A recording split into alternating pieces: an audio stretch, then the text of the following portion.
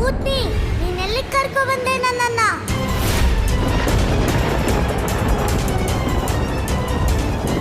ನಿನ್ನ ಮೃತ್ಯುವಿನ ಹತ್ರ.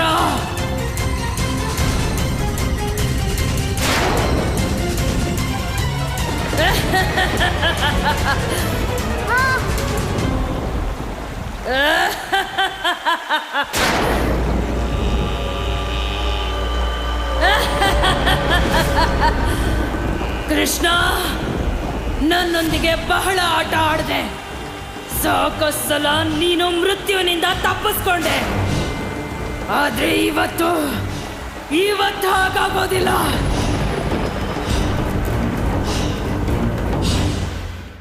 ಮಹಾರಾಜ,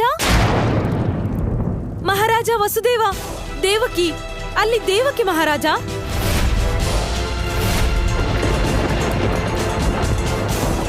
ಸತ್ಯ,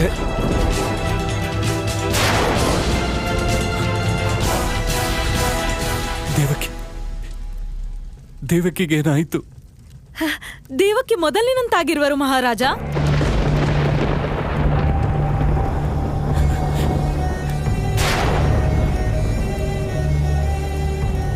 ಅವರಲ್ಲಿ ಚಲನೆ ಕಾಣಿಸುತ್ತಿದೆ. ಇಂಥ ಅನರ್ಥವಾಗಬಾರದು. ಈ ಸಮಯದಲ್ಲಂತೂ ದೇವಕಿ! ವಸುದೇವ, ನಿಲ್ಲು ವಸುದೇವ! ವಸುದೇವ ಹೋಗೇ ಬಿಟ್ಟ. ಸತ್ಯ ಹೇಳದೆಯೇ ಹೊರಟು ಹೋದ. ಪ್ರಾಪ್ತೆ!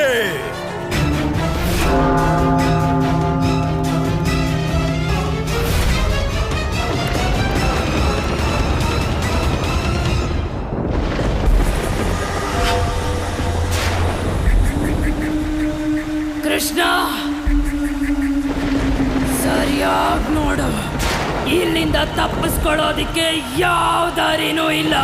ಭೂತ್ನಿ, ನಾನು ನೋಡೋದಕ್ಕೆ ದಾರಿ ಹುಡುಕ್ತಿಲ್ಲ. ಜಾಗಕ್ಕೆ ಅಮ್ಮ ಹೇಗ್ ಬರ್ತಾಳೆ ಅಂತ ಯೋಚಿಸ್ತಿದ್ದೀನಿ. ಇನ್ನು ನೀನು ಇಲ್ಲಿಂದ ಹೊರಗೆ ಹೋಗಕ್ಕಾಗಲ್ಲ.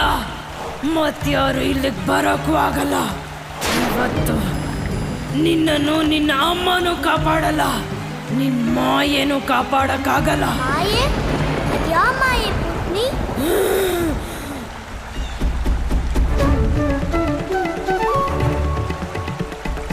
ನನ್ಗೆ ಯಾವ ಮಾಯೇನೂ ಗೊತ್ತಿಲ್ಲಪ್ಪ. ಅಮ್ಮನೂ ನನ್ಗೆ ಯಾವ ಮಾಯೆ ಹೇಳ್ಕೊಟ್ಟಿಲ್ಲ. ಬೇಕಿದ್ರೆ ನಾನು ಹೋಗಿ ಅಮ್ಮನ ಹತ್ರ ಮಾಯೆ ಕಲ್ತ್ಕೊಂಡು ಬರ್ತೀನಿ. ಆದ್ರೆ ನಾನು ಇಲ್ಲಿಂದ ಹೇಗೆ ಹೋಗ್ಲಿ? ಭೂತ್ನಿ, ನಿನ್ಗೆ ಹಾರಕ್ ಬರುತ್ತಲ್ವಾ? ನನ್ನ ಅಮ್ಮನ ಹತ್ರ ನೀನೇ ಸ್ವಲ್ಪ ಕರ್ಕೊಂಡೋಗ್ತೀಯಾ? ಯಾಕಂದ್ರೆ ನಾನು ಇಲ್ದೆ ಅಮ್ಮ ತುಂಬಾ ಬೇಜಾರು ಮಾಡ್ಕೊಂಡಿರ್ತಾಳೆ.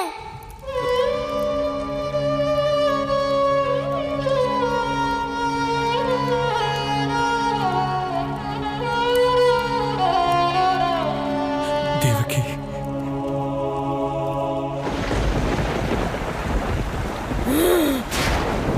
ಮಾತು ಮಾತು ಬರೀ ಮಾತು. ಈ ಹುಡುಗನ್ ಮಾತುಗಳು ಮುಗಿಯೋದೇ ಇಲ್ಲಪ್ಪ. ಏ ಕೃಷ್ಣ, ನೀನ್ ಹೀಗೆ ಏನೇನೋ ಹೇಳಿ ಎಷ್ಟೋ ಸಲ ನನ್ನಿಂದ ತಪ್ಪಿಸ್ಕೊಂಡೆ. ಈಗ್ಲೂ ಅಷ್ಟೇ, ನೀನೇನೇನೋ ಮಾತಾಡಿ ನನ್ ಮೇಲೆ ಮಾಯ ಮಾಡ್ತಿದೀಯಾ? ಇಲ್ಲ ಭೂತ್ನಿ, ನಾನು ಮಾತಾಡ್ದೆ ಸುಮ್ಮನೆ ಇದ್ರೆ ಗೋಕುಲದವರೆಲ್ಲ ತುಂಬಾ ಬೇಜಾರು ಮಾಡ್ಕೋತಾರೆ. ಅದಕ್ಕೆ ನಾನು ಇಷ್ಟೊಂದು ಮಾತಾಡ್ತೀನಿ. ನಾನು ಮಾತಾಡ್ದೇ ಇದ್ರೆ ಅಮ್ಮ ನನ್ಗೆ ಬೆಣ್ಣೆ ತಿನ್ಸ್ತಾನೆ ಇರ್ತಾಳೆ. ಕೃಷ್ಣ, ಈ ಪರಿಸ್ಥಿತಿಯಲ್ಲೂ ನೀನ್ ನಿನ್ ತಾಯಿ ಬಗ್ಗೆ ಮಾತಾಡ್ತಾ ಇದೀಯಾ? ನಿನ್ ಮುಂದೆ ನಿಂತಿರೋದು ಸಾಕ್ಷಾತ್ ಮೃತ್ಯು.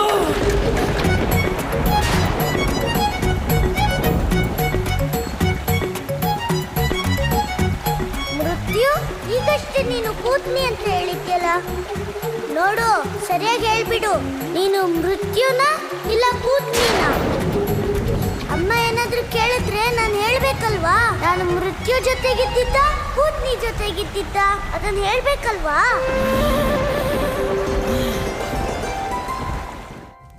ವೈದ್ಯರೇ, ನನ್ನ ದೇವಕಿ ಹೇಗಿದ್ದಾಳೆ ಹೇಳಿ ವೈದ್ಯರೇ.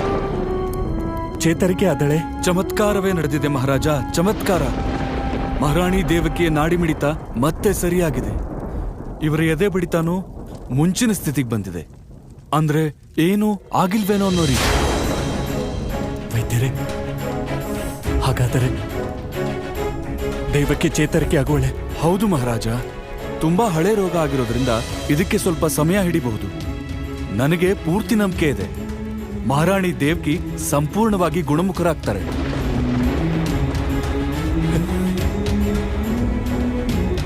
ಧನ್ಯವಾದ ವೈದ್ಯರೇ.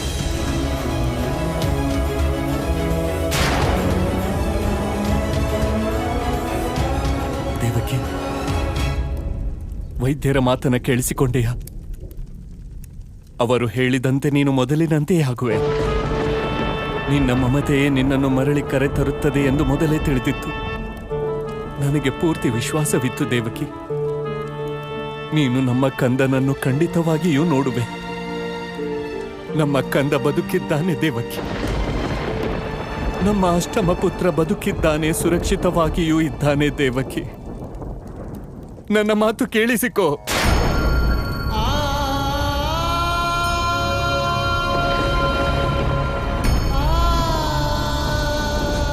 ದೇವಕಿ, ದೇವಕಿ, ನಿನಗೆ ನನ್ನ ಮಾತು ಕೇಳಿಸುತ್ತಿದೆ. ನೀನು ಕೇಳಿಸಿಕೊಳ್ಳುತ್ತಿರುವೆ ಎಂದು ಅರ್ಥವಾಯಿತು ದೇವಕಿ. ಕೃಷ್ಣ, ನೀನ್ ಅಮ್ಮನ ಹತ್ರ ಏನು ಹೇಳಕ್ಕಾಗಲ್ಲ. ಹೇಳೋದಿಕ್ಕೆ ನೀನು ಜೀವಂತವಾಗಿ ಉಳಿದ್ರೆ ತಾನೆ. ಓ, ಒಳ್ಳೆ ಮಾತಾಡ್ಬೇಕು ಪುತ್ನಿ. ಹೀಗೆಲ್ಲ ಕೆಟ್ಟ ಮಾತಾಡ್ಬಾರ್ದು ಅಂತ ಅಮ್ಮ ಹೇಳ್ತಾಳೆ. ಯಾಕಂದ್ರೆ ನಮ್ ಜೀವನ ತುಂಬಾ ಅಮೂಲ್ಯವಾದ್ದು.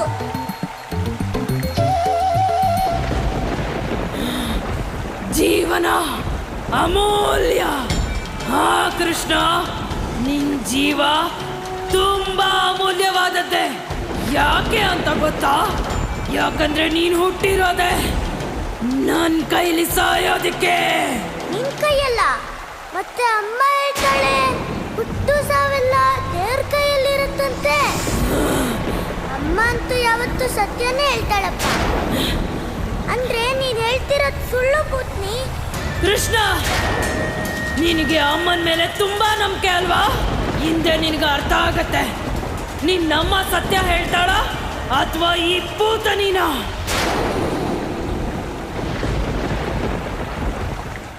ಪ್ರಭು,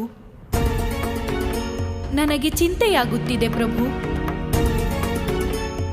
ಕೃಷ್ಣ ತನ್ನ ರಕ್ಷಣೆಗೆ ಏನಾದರೂ ಉಪಾಯ ಮಾಡಬೇಕು. ಆದರೆ ಇವನು ಪೂತನಿಗೆ ಜೀವನದ ಪಾಠ ಹೇಳುತ್ತಿದ್ದಾನೆ. ರಾಕ್ಷಸಿ ಪೂತನಿ ಬಳಿ ಜ್ಞಾನದ ಮಾತಾಡುವುದು ವ್ಯರ್ಥ. ನಾರಾಯಣ ನಾರಾಯಣ, ನನಗೆ ಅರ್ಥವಾಯಿತು ಮಾತೆ. ಪ್ರಭುವಿನ ಲೀಲೆ ಅರಿವಾಯಿತು. ಕೃಷ್ಣ ಪೂತನಿಗೆ ಮೌಲ್ಯಗಳ ಉಪದೇಶ ನೀಡಿ ಸುಧಾರಿಸಿಕೊಳ್ಳುವ ಕೊನೆಯ ಅವಕಾಶ ನೀಡುತ್ತಿದ್ದಾನೆ ಪ್ರಭು. ದೇವರ್ಷಿ, ಇದೇ ವಿಧಿಯ ವಿಧಾನ. ಎಲ್ಲ ಜೀವಿಗಳಿಗೂ ತಮ್ಮ ನಡತೆಗಳನ್ನು ಸುಧಾರಿಸಿಕೊಳ್ಳಲು ಒಂದು ಅಂತಿಮ ಅವಕಾಶ ಖಂಡಿತ ದೊರೆಯುತ್ತದೆ. ಈಗ ಕಾದು ನೋಡೋಣ, ಪೂತನಿ ಈ ಅವಕಾಶದ ಲಾಭ ಪಡೆದುಕೊಳ್ಳುವಳೆ ಅಥವಾ ಇಲ್ಲವೇ ಎಂದು. ಸತ್ಯವಚನ ಪ್ರಭು, ಸತ್ಯವಚನ.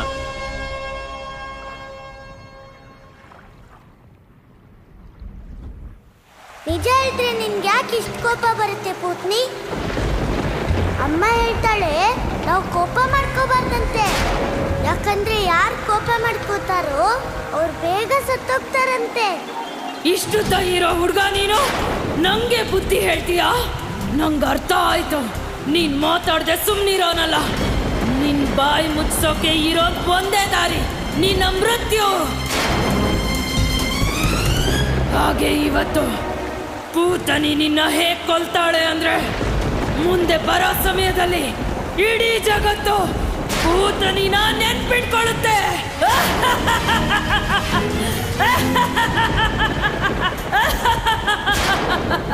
ಪೂತ್ನಿಗಂತೂ ಏನು ಗೊತ್ತಾಗ್ತಾನೆ ಇಲ್ಲ. ನಾನೀಗೇನ್ ಮಾಡ್ಲಿ? ಕೃಷ್ಣ, ಕೃಷ್ಣ, ಕೃಷ್ಣ, ಕೃಷ್ಣ, ಕೃಷ್ಣ, ಎಲ್ಲಿದ್ಯಾ ನೀನು? ಕಂದ, ಯಾವತ್ತಾದ್ರೂ ಕಷ್ಟದಿಂದ ಪಾರಾಗೋದು ಅಸಾಧ್ಯ ಅನ್ನಿಸ್ದಾಗ ದೇವ್ರ ಪ್ರಾರ್ಥನೆ ಮಾಡಬೇಕು. ಯಾಕಂದ್ರೆ ಅಂಥ ಸಮಯದಲ್ಲಿ ದೇವ್ರು ಮಾತ್ರ ನಮ್ಮನ್ನ ಕಾಪಾಡೋಕ್ ಸಾಧ್ಯ.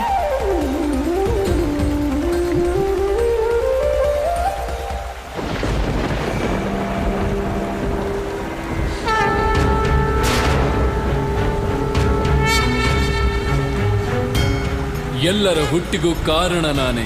ಮರಣಿಸಿದ ಆತ್ಮ ಲೀನನಾಗುವುದು ನನ್ನಲ್ಲೇ. ನಾನೇ ಆದಿ, ನಾನೇ ಅಂತ್ಯ, ನಾನೇ ಅನಂತ. ಈ ಜಗತ್ತಿನಲ್ಲಿ ನಾನು ಮಾತ್ರ ನಿತ್ಯ ಸತ್ಯ.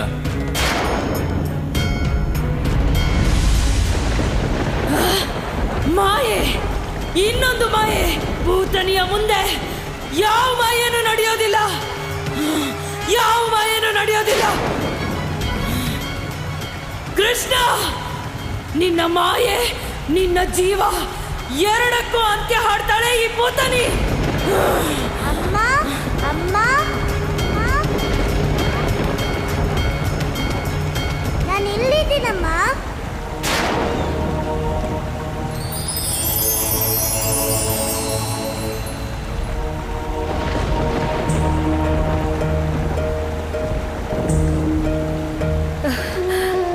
ಕಂದ, ಕಂದ, ನೀನೆಲ್ಲಿರುವೆ?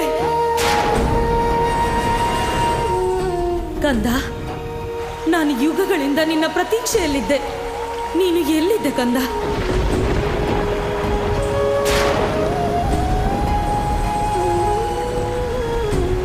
ಕಂದ, ಬಾ, ನನ್ನ ಬಳಿ ಬಾ. ಯುಗ ಯುಗಗಳಿಂದ ಮಮತೆಗಾಗಿ ಹಂಬಲಿಸಿದ ನಿನ್ನ ತಾಯಿ ಈ ರತ್ನಮಾಲಾಳ ಮಡಿಲಿಗೆ ಒಮ್ಮೆ ಬಾ ಕಂದ. ಇನ್ನು ಒಂದು ಕ್ಷಣವೂ ವ್ಯರ್ಥಗೊಳಿಸಬೇಡ ಕಂದ, ಬಾ.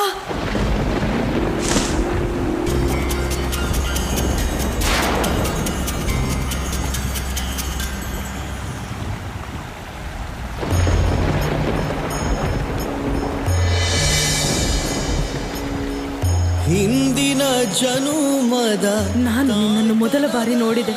ಆ ಕ್ಷಣದಿಂದ ನನ್ನ ಆಸೆ ಒಂದೇ ಆಗಿತ್ತು, ನೀನು ನನ್ನ ಕಂದನಾಗಬೇಕೆಂದು, ಮತ್ತು ನಾನು ನಿನ್ನ ತಾಯಿಯಾಗಬೇಕೆಂದು. ಹಾಗೆಯೇ ನಾನು ನಿನ್ನನ್ನು ಮಡಿಲಲ್ಲಿಟ್ಟುಕೊಂಡು ನಿನಗೆ ಹಾಲುಣಿಸಬೇಕು. ಮಾತೆಯ ಇಂದು ನನ್ನ ಎಲ್ಲ ಆಸೆಗಳು ಪೂರ್ತಿಯಾಗುತ್ತಿವೆ. ರಾಕ್ಷಸ ಮತಿಯನು ಕಳೆದು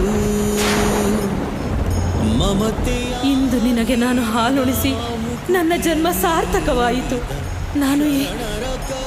ನಾನು ಈ ಜನ್ಮ ಮರಣಗಳ ಬಂಧನದಿಂದ ಮುಕ್ತಳಾಗಬೇಕು ಕಂದ.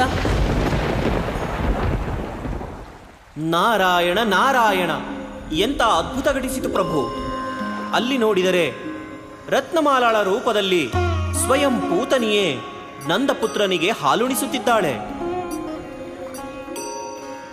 ಒಬ್ಬಳು ರಾಕ್ಷಸಿ ಭಗವಂತನಿಗೆ ಹಾಲುಣಿಸುತ್ತಿದ್ದಾಳೆ ಪ್ರಭು. ಈ ಲೀಲೆಯನ್ನು ವರ್ಣಿಸುವುದು ಹೇಗೆ ಪ್ರಭು?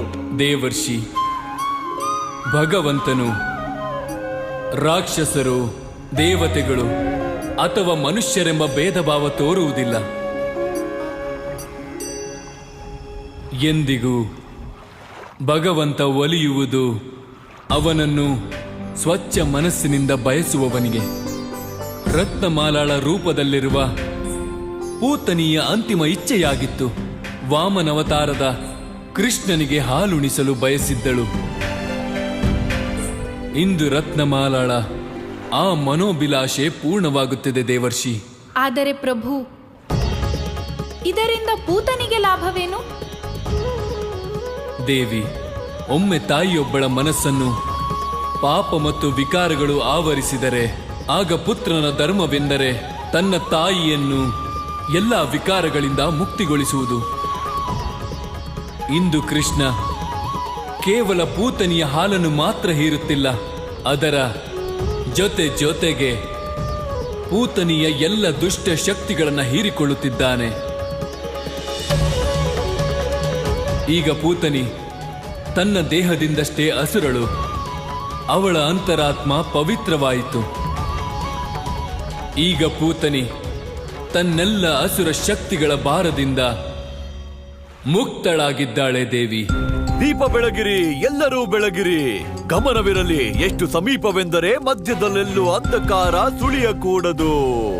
ಮೂಲೆ ಮೂಲೆಯೂ ಬೆಳಕು ಹರಡಲಿ. ನನ್ನ ಸೋದರಿ ದೇವಕಿಯ ಜೀವನವೂ ಬೆಳಗಲಿ. ತಿಳಿದಿದೆಯಾ ವಸುದೇವ? ಈ ಹಣತೆಗಳಲ್ಲಿ ಉರಿಯುತ್ತಿರುವ ತುಪ್ಪವನ್ನು ಗೋಕುಲದಿಂದ ತರಿಸಿದ್ದೇನೆ. ನನ್ನ ಸೋದರಿ ದೇವಕಿಗೆ ಗೋಕುಲದ ಬೆಣ್ಣೆ ತುಪ್ಪಗಳೆಂದರೆ ಅತ್ಯಧಿಕ ಪ್ರೀತಿ. ಬಾಲ್ಯದಿಂದಲೂ ಅದೇ ಹಠ. ನಾನು ಗೋಕುಲಕ್ಕೆ ಹೋಗಬೇಕು.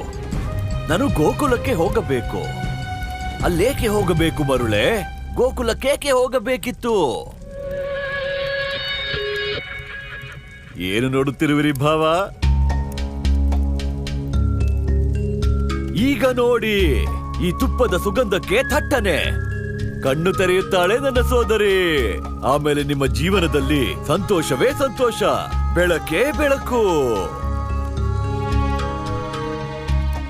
ನಾನೆಲ್ಲೋ ಕೇಳಿದ್ದೆ, ಪರಮಾರಥ್ಗೆ ಕಾರಣೆ ಸಾಧು ಧರಾ ಶರೀರ್. ಇದರ ಅರ್ಥ ಸಜ್ಜನ ಪುರುಷರು ತಮಗಾಗಿ ಅಲ್ಲ, ಬೇರೆಯವರಿಗಾಗಿ ಜೀವಿಸುತ್ತಾರೆ.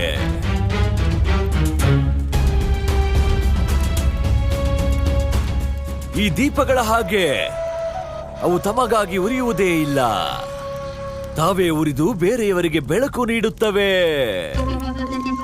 ಹಾಗೆಯೇ ಭಾವ, ನಾನು ನಿಮ್ಮ ಜೀವನವನ್ನು ಜಗಮಗ ಜಗಮಗ ಜಗಮಗಗೊಳಿಸಿದ್ದೇನೆ. ಈಗ ನಿಮ್ಮ ಪತ್ನಿಯ ಈ ದುರ್ದೈವಿ ಸೋದರನ ಮೇಲೆ ದಯೆ ಇಡಿ. ಹೇಳುವಿರಾ, ಎಲ್ಲಿದ್ದಾನೆ ನಿಮ್ಮ ಅಷ್ಟಮ ಪುತ್ರ?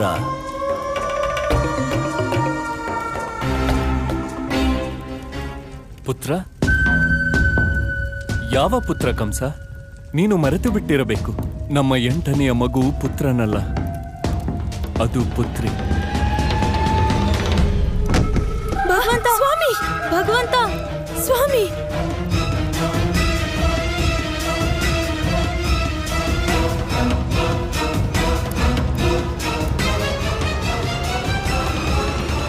ತಿಳಿದಿತ್ತು ವಸುದೇವ, ನೀನು ಹೀಗೆ ಹೇಳುವೆ ಎಂದು. ಈಗ ದೇವಕಿಯ ಆರೋಗ್ಯದಲ್ಲಿ ಸುಧಾರಣೆಯಾಗುತ್ತಿದೆ. ಆದರೆ ಮರೆಯಬೇಡ, ದೇವಕಿಯ ಆರೋಗ್ಯದಲ್ಲಿ ಸುಧಾರಣೆಯಾಗಿದ್ದು ಏಕೆಂದರೆ ನೀನು ಭಗವಂತ ಕಂಸನಿಗೆ ಸತ್ಯ ಹೇಳಲು ನಿರ್ಧರಿಸಿದ್ದೆ.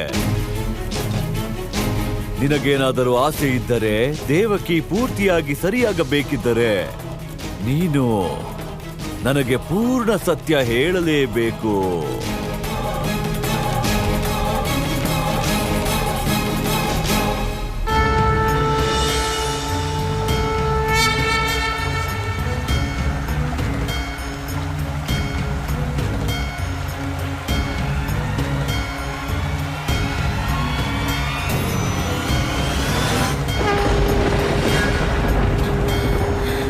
ಏನಿದು?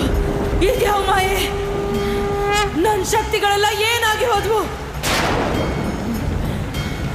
ನನಗ್ಯಾಕೆ ನನ್ನ ಶಕ್ತಿಗಳನ್ನ ಬಳಸೋದಕ್ಕಾಗ್ತಿಲ್ಲ? ಎಲ್ಲೋಯ್ತು ನನ್ನ ಶಕ್ತಿ? ಏನಾದ್ರೂ ಆಗ್ಲಿ, ನಾನೀ ಹುಡುಗನ್ನ ಜೀವಂತವಾಗಿ ಬಿಡೋದಿಲ್ಲ.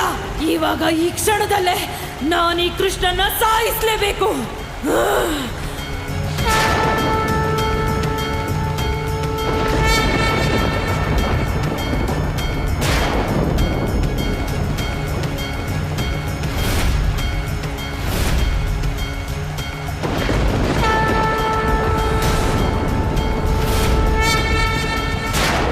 ಕೃಷ್ಣ, ಕೃಷ್ಣ,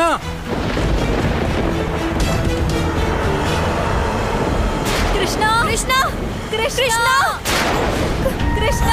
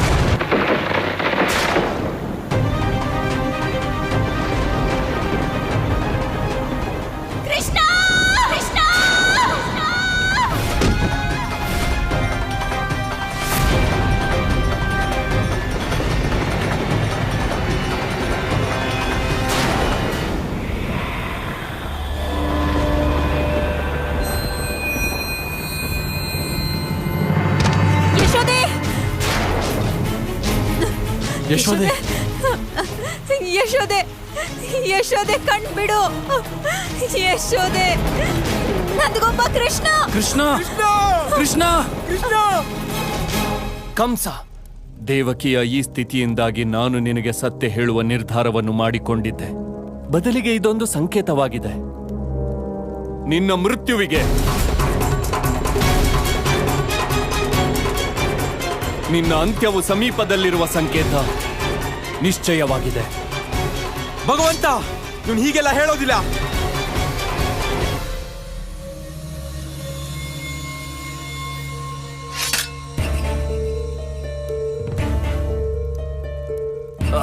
ಪ್ರಾರಬ್ಧ. ಇವನು ಹೀಗಲ್ಲ, ಹೇಗೂ ಹೇಳುವುದಿಲ್ಲ. ಏಕೆಂದರೆ ಇವನ ಮನಸ್ಸಿನಿಂದ ದೇವಕಿಯ ಜೀವದ ಭಯ ಹೊರಟು ಹೋಗಿದೆಯಲ್ಲ. ದೀಪಗಳನ್ನು ಆರಿಸಿ, ಎಲ್ಲವನ್ನೂ ಆರಿಸಿ.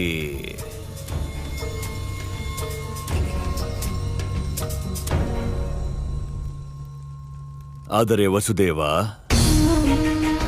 ನೀನು ಮರೆಯುತ್ತಿರುವೆ, ನಾನು ಭಗವಂತ ಕಂಸ. ಹಾಗೂ ಭಗವಂತ ಕಂಸ ನಿನ್ನ ಅಷ್ಟಮ ಪುತ್ರನನ್ನು ಹುಡುಕುತ್ತಾನೆ. ನಂತರ ನೀನು ಬೇಕಾದರೆ ಸುಮ್ಮನಿರು ಅಥವಾ ಮೂಗನಾಗು.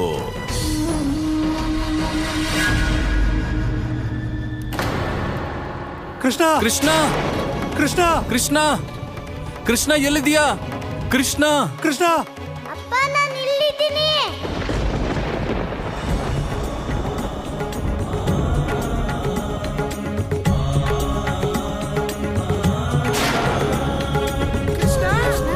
ಕೃಷ್ಣ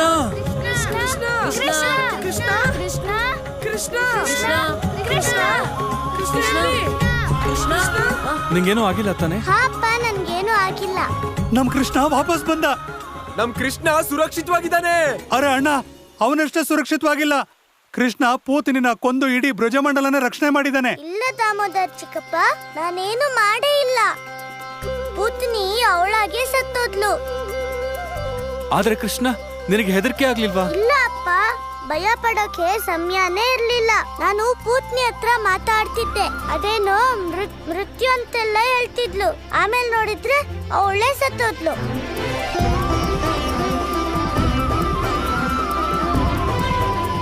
ನಂದನ ಕಂದನಿಗೆ ಜಯವಾಗಲಿ. ನಂದನ ಕಂದನಿಗೆ ಜಯವಾಗಲಿ. ಹೇ ಚಕ್ರಧಾರಿ, ಕೃಷ್ಣನ ಮೇಲೆ ನಿನ್ನ ವಿಶೇಷ ಕೃಪೆ ಇದೆ. ನಿನ್ನ ಕಾರಣದಿಂದಲೇ ಇವತ್ತು ಕೃಷ್ಣ ಸುರಕ್ಷಿತವಾಗಿದ್ದಾನೆ. ನಿನಗೆ ಕೋಟಿ ಕೋಟಿ ನಮಸ್ಕಾರ. ಅಪ್ಪ, ಅಮ್ಮ ಎಲ್ಲಿದ್ದಾಳೆ? ಬೇಗ ಹೇಳಪ್ಪ, ಅಮ್ಮ ಎಲ್ಲಿದ್ದಾಳೆ?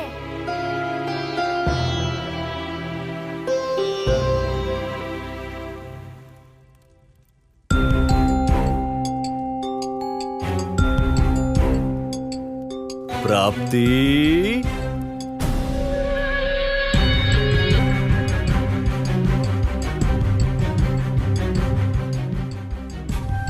ಇದೇನೋ ಭಗವಂತ ದೀಪ. ಇದು ಏನು? ಭಗವಂತ ಕತ್ತಲೆ. ಅರ್ಥಾತ್ ಭಗವಂತ ಅಂದರೆ ದೀಪದ ಕೆಳಗೆ ಕತ್ತಲು. ದೀಪದ ಕೆಳಗೆ ಕತ್ತಲು. ಸತ್ಯವಚನ.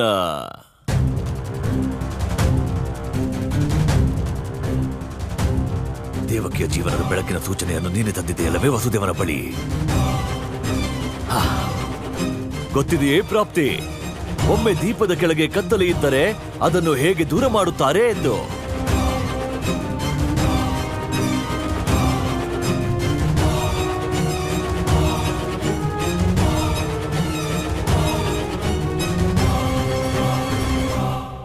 ಹೀಗೆ ಈಗಲೂ ಅರ್ಥವಾಗಲಿಲ್ಲವೇ?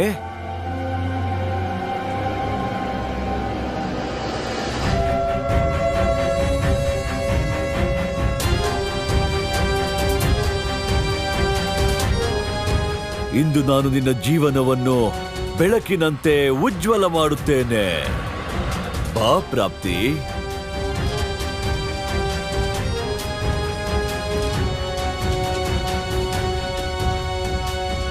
ದಾಮೋದರ, ಬೇಗ ಹೋಗಿ ಔಷಧಿ ಸಿದ್ಧ ಮಾಡು. ಹೋಗು. ಅಮ್ಮ ಅಮ್ಮ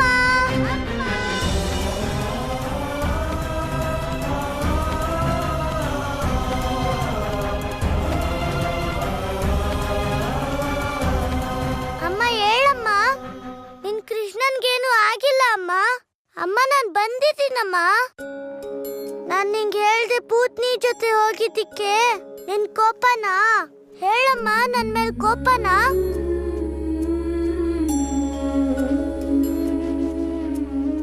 ಅಮ್ಮ ನನ್ನಿಂದ ತಪ್ಪಾಗಿದೆಯಮ್ಮ. ನೀನು ಕೃಷ್ಣನ್ನ ಮುದ್ದು ಮಾಡಲ್ವಾ ಅಮ್ಮ? ಅಮ್ಮ ಹೇಳಮ್ಮ. ಅಮ್ಮ ಇನ್ ಮುಂದೆ ನಾನ್ ನಿಂಗೆ ಹೇಳ್ದೆ ಎಲ್ಲೂ ಹೋಗಲ್ಲ ಅಮ್ಮ. ಅಮ್ಮ ನಾನ್ ಮಾತ್ ಕೊಡ್ತೀನಮ್ಮ, ನಾನು ಎಲ್ಲೂ ಹೋಗಲ್ಲ. ಅಮ್ಮ ನೀನ್ ಹೇಳಲೇಬೇಕು ಈಗ. ಅಪ್ಪ ಅಮ್ಮ ಯಾಕೇನು ಮಾತಾಡ್ತಿಲ್ಲ? ರೋಹಿಣಿ ಅಮ್ಮ, ಅಮ್ಮ ಯಾಕೇನು ಮಾತಾಡ್ತಾನೆ ಇಲ್ಲ? ಅಮ್ಮ ಹೇಳಮ್ಮ. ಕೃಷ್ಣ ಅಮ್ಮನ್ ಕರ್ದಾಗ ಅಮ್ಮ ಹೇಳ್ದೇ ಇರೋದಿಕ್ಕೆ ಹೇಗ್ ಸಾಧ್ಯ? ಹೇಳಮ್ಮ. ಅಮ್ಮ ಹೇಳಮ್ಮ, ಬೇಗ ಹೇಳಮ್ಮ. ಅಮ್ಮ. ಪ್ರಭು, ಇಂದು ತುಂಟ ನಂದಪುತ್ರ ಎಷ್ಟು ದುಃಖಿತನಾಗಿದ್ದಾನೆ. ಯಾರ ಕಣ್ಣಲ್ಲಿ ಮುಗ್ಧತೆ ತುಂಬಿಕೊಂಡಿತ್ತೋ ಇಂದು ಅದೇ ಕಂಗಳಲ್ಲಿ ಅಶ್ರು ಬಿಂದು ತುಂಬಿದೆ. ನಂದಪುತ್ರನ ನಗುನಗುತ್ತಿದ್ದ ಮುಖದಲ್ಲಿ ಕಣ್ಮುಂದೆ ಇಷ್ಟೊಂದು ದುಃಖ ನನಗಿನ್ನು ನೋಡಲಾಗದು ಪ್ರಭು. ಏನಾದರೂ ಮಾಡಿ ಪ್ರಭು. 7 ಜನ್ಮವೂ ಜೊತೆಯಲ್ಲಿರುತ್ತೇನೆ, ನನ್ನ ತನು ಮನ ಧನ ಅರ್ಪಿಸುತ್ತೇನೆ. ಪತಿಯೇ ಪರಮೇಶ್ವರ, ಎಲ್ಲ ಜನ್ಮಗಳಲ್ಲಿರಲಿ ಈ ಬಂಧನ. ಪೂರ್ತಿಯಾಯಿತು 7 ಸುತ್ತು, ಎಂದಿಗೂ ಸೌಭಾಗ್ಯವತಿಯಾಗಿರು. ಸ್ವಾಹ. ನೆನಪಿದೆಯೇ ಪ್ರಾಪ್ತಿ? ವಿವಾಹದ ಶುಭರಾತ್ರಿ, ಆ ಮಂಗಳ ಗೀತೆ, ಆ ಸಪ್ತಪದಿ, ಹೀಗೆಯೇ ವಿವಾಹವಾಗಿದ್ದಲ್ಲವೇ ನೀನು ನನ್ನ ಜೊತೆ? ಹೌದು ಹೌದು ಭಗವಂತ. ವಿವಾಹ, ಅದರ ಅರ್ಥ ಗೊತ್ತೇ?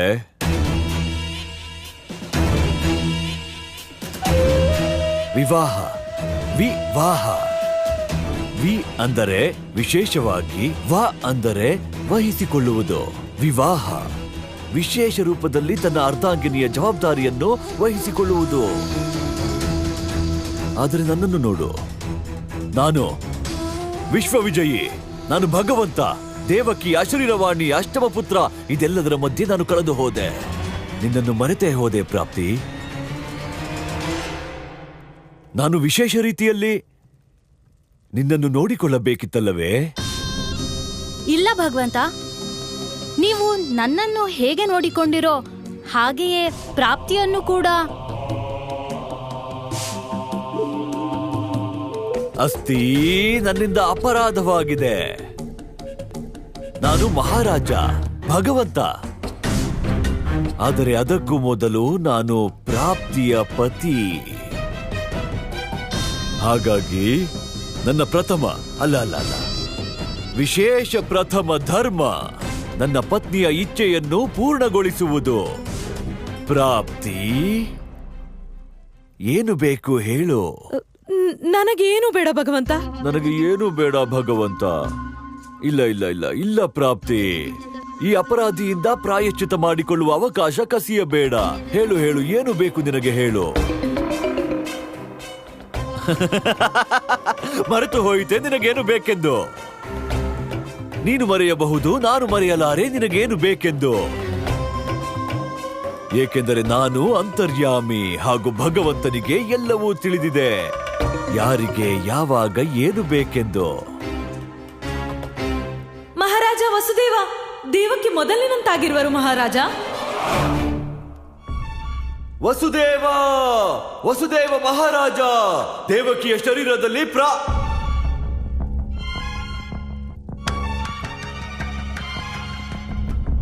ದೇವಕಿಯ ಜೀವನದ ಸೂಚನೆ ಅರ್ಥಾತ್ ಮೃತ್ಯು. ಭಗವಂತ ಕಂಸನ ಮೃತ್ಯು ಇದೇ ಬೇಕಲ್ಲವೇ ಪ್ರಾಪ್ತಿ? ಇಲ್ಲ ಇಲ್ಲ ಇಲ್ಲ ಭಗವಂತ. ತಿಳಿದಿದೆ ಪ್ರಾಪ್ತಿ.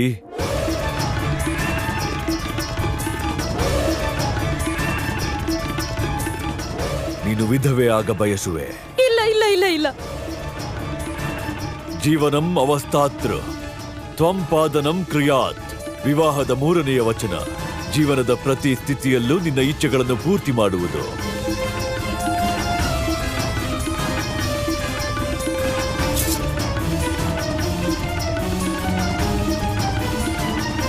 ಬೇಡ. ಸೌಭಾಗ್ಯದ ಆಭರಣಗಳು ನಿನ್ನ ಹೃದಯಕ್ಕೆ ಭಾರ. ವಿವಾಹದ 4ನೇ ವಚನ. ನಾನು ಎಲ್ಲ ಸ್ಥಿತಿಯಲ್ಲೂ ಪತ್ನಿಯ ಭಾರವನ್ನು ಹೊರುತ್ತೇನೆ.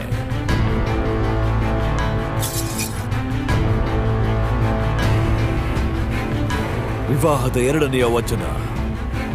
ನಾನು ನಿನ್ನ ಎಲ್ಲ ಇಚ್ಛೆಗಳನ್ನು ಗೌರವಿಸುತ್ತೇನೆ, ಹೇಗೆ ನನ್ನ ತಾಯಿ ತಂದೆಯ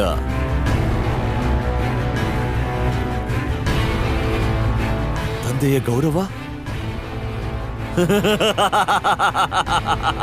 ತಂದೆಯ ಗೌರವ ನನಗೆ ಅತ್ಯಂತ ಪ್ರಿಯವಾದದ್ದು ಅಸ್ತಿ.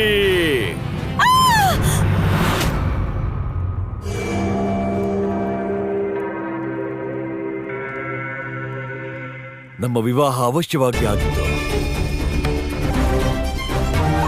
ಆದರೆ ನಾನು ಇದುವರೆಗೂ ವಿವಾಹದ ವಚನಗಳನ್ನು ನಿಭಾಯಿಸಿರಲಿಲ್ಲ.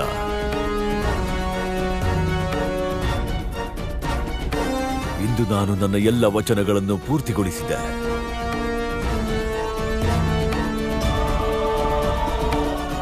ಇಂದು ನಿಜವಾಗಿ ನೀನು ನನ್ನ ಪತ್ನಿಯಾಗಿರುವೆ ಅಸ್ತಿ. ವಸ್ತ್ರ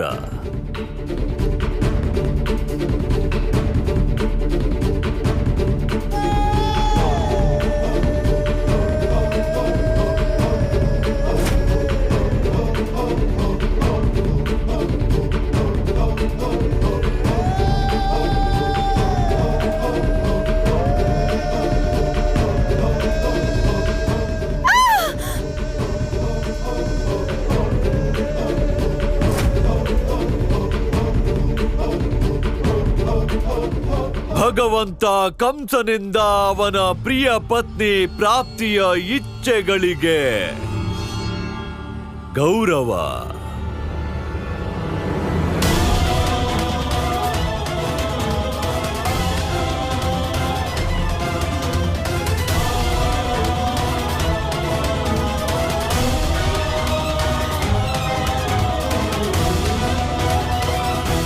ನೀನು ಬಹಳ ಭಾಗ್ಯಶಾಲಿ ಪ್ರಾಪ್ತಿ. ನಿನಗೆ ಭಗವಂತ ಕಂಸನಂತ ಪತಿ ಸಿಕ್ಕಿದ್ದಾನೆ. ಜಗತ್ತಿನಲ್ಲಿ ಇಂತಹ ಪತಿ ಇರುವನೇ? ಯಾರು ತಾನು ಬದುಕಿದ್ದಾಗಲೇ ತನ್ನ ಪತ್ನಿಯ ವಿಧವೆಯಾಗುವ ಇಚ್ಛೆ ಪೂರ್ತಿ ಮಾಡುವನು?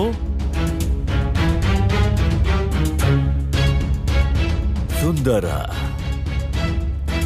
ಮುತ್ತೈದೆ ವಸ್ತ್ರಗಳಿಗಿಂತಲೂ ಅತಿ ಸುಂದರ. ಇನ್ನು ನೀನು ಹೀಗೆಯೇ ಇರುತ್ತೀಯ, ವಿಧವೆಯಾಗಿ. ಭಗವಂತ ಕಂಸನ ವಿಧವೆ ಪತ್ನಿ ಪ್ರಾಪ್ತಿ. ಈಗ ಪ್ರಸನ್ನಳಾದೆಯಾ? ಭಗವಂತ ಕಂಸನಿಂದ ದೇವಕಿಯ ಪುತ್ರನ ಹತ್ಯೆ ನಿಶ್ಚಿತ. ಬ್ರಹ್ಮಾಂಡದಲ್ಲಿ ಅವನು ಎಲ್ಲೇ ಅಡಗಿರಲಿ, ಭಗವಂತ ಕಂಸ ಅವನನ್ನು ಹುಡುಕುತ್ತಾನೆ. ನಂತರ ಅವನ ಮೃತ್ಯುವಿನ ಸೂಚನೆ ತೆಗೆದುಕೊಂಡು ಅವನ ತಾಯಿಯ ಬಳಿ ಹೋಗು. ದೇವಿ, ಇಲ್ಲಿ ಯಾವ ಮಾಯೆಯೂ ಇಲ್ಲ, ಯಾವ ಲೀಲೆಯೂ ಇಲ್ಲ. ಇಂದು ಕೇವಲ ಮಾತೆ ಯಶೋದೆಯ ಮಮತೆ ಹಾಗೂ ಕೃಷ್ಣನ ಪ್ರೇಮವಿದೆ. ಆದರೆ ಪ್ರಭು, ಕೇವಲ ಪ್ರೇಮದಿಂದ ಮಾತೆ ಯಶೋದೆಯ ಸ್ವಾಸ್ಥ್ಯ ಹೇಗೆ ಸರಿಯಾಗುತ್ತದೆ? ಅವಳು ತನ್ನ ಮಾನಸಿಕ ಆಘಾತದಿಂದ ಹೇಗೆ ಹೊರಬರುತ್ತಾಳೆ ಪ್ರಭು? ದೇವಿ, ಜಗತ್ತಿನಲ್ಲಿ ಪ್ರೇಮಕ್ಕೂ ಮಿಗಿಲಾದ ಯಾವ ಔಷಧಿಯೂ ಇಲ್ಲ, ಯಾವ ಉಪಚಾರವೂ ಇಲ್ಲ. ಮಾತೆ ಯಶೋದೆಯು ಪ್ರೇಮ ಮತ್ತು ಭಕ್ತಿಗಳಿಂದ ಸಂತಾನಕ್ಕಾಗಿ ಪ್ರಾರ್ಥಿಸಿದಾಗ ಅವಳ ತ್ಯಾಗ ಮತ್ತು ತಪಸ್ಸಿನ ಫಲವಾಗಿಯೇ ಕೃಷ್ಣನು ಜಗತ್ತಿನಲ್ಲಿ ಅವತರಿಸಬೇಕಾಗಿ ಬಂತು. ಇಂದು ಕೃಷ್ಣನು ಅದೇ ಪ್ರೇಮವನ್ನು ಮೈದುಂಬಿ ಮಾತೆ ಯಶೋದೆಯನ್ನ ಕೂಗಬೇಕಾಗುತ್ತದೆ. ದೇವಿ, ಎಲ್ಲಿಯವರೆಗೂ ಕೃಷ್ಣನ ಆಂತರ್ಯದಲ್ಲಿ ಆ ಇಬ್ಬರು ಮಾತೆಯರಿಗೆ ಅವನ ಮೇಲಿರುವಂತಹ ಪ್ರೇಮವು ಹುಟ್ಟುವುದಿಲ್ಲವೋ ಅಲ್ಲಿಯವರೆಗೂ ಅವನು ಇಬ್ಬರು ಮಾತೆಯರ ಋಣದಿಂದ ಮುಕ್ತನಾಗುವುದಿಲ್ಲ. ದೇವಿ, ಇಬ್ಬರೂ ಮಾತೆಯರ ಋಣವೇ? ದೇವಿ, ಕೃಷ್ಣನ ಮೇಲಿರುವುದು ಮಾತೆ ಯಶೋದೆಯ ಋಣ ಮಾತ್ರವಲ್ಲ, ಜೊತೆಗೆ ಮಾತೆ ದೇವಕಿಯ ಮಮತೆಯ ಋಣ ಕೂಡ ಇದೆ. ಅದಕ್ಕಾಗಿ ಕೃಷ್ಣನು ಪ್ರೇಮದಿಂದ ಪರಿಪೂರ್ಣನಾದ ಒಬ್ಬ ನಿಜವಾದ ಪುತ್ರನಾಗಬೇಕು. ಈಗ ಕೃಷ್ಣನಿಗೆ ತನ್ನ ಮಾತೆಯರ ಋಣ ತೀರಿಸಲು ಇಂತಹ ಸದಾವಕಾಶ ಬೇರೆ ಯಾವುದು ಸಿಗದು. ದೇವಿ,